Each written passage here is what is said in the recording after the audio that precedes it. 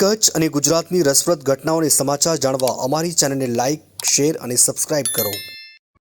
આંતરરાષ્ટ્રીય યોગ દિવસની ઉજવણી સમગ્ર દેશ અને વિશ્વની અંદર થઈ રહી છે, જેના ભાગરૂપે આજે સવારથી અનેક જગ્યાએ યોગના કાર્યક્રમો થયા.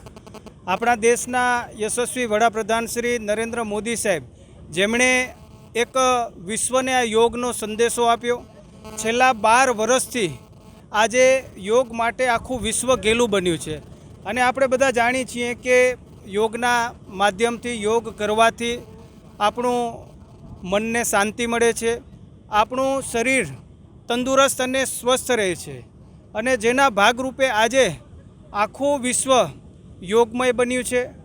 દેશના વડાપ્રધાન શ્રી નરેન્દ્ર મોદી સાહેબ હંમેશા એ દેશવાસીઓને આ કાર્યો કરવા માટે પ્રેરણા આપતા હોય, ત્યારે આજે છેલ્લા અનેક દિવસોથી યોગ દિવસની ઉજવણી અમે પણ વિદ્યાર્થીઓ સાથે કરી રહ્યા છીએ.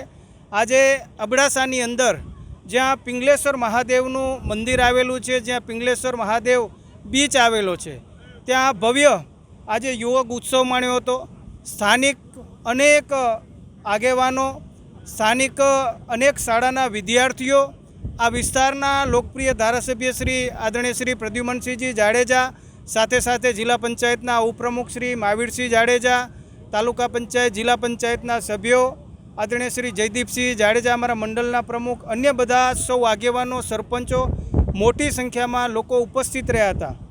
અને છેવાડાના સરહદનો જે આ આપણા દેશનો વિસ્તાર છે એ હંમેશા જીવંત રહે અને આવા ઉત્સવોના માધ્યમથી પણ લોકો જોડાય અને એક ભવ્ય રીતે કચ્છની અંદર, એટલે કે પિંગલેશ્વર મહાદેવ બીચ ઉપર, દરિયાના એક રમણીય એક તટ ઉપર આજે યોગ દિવસની ઉજવણી આજે કરવામાં આવી હતી.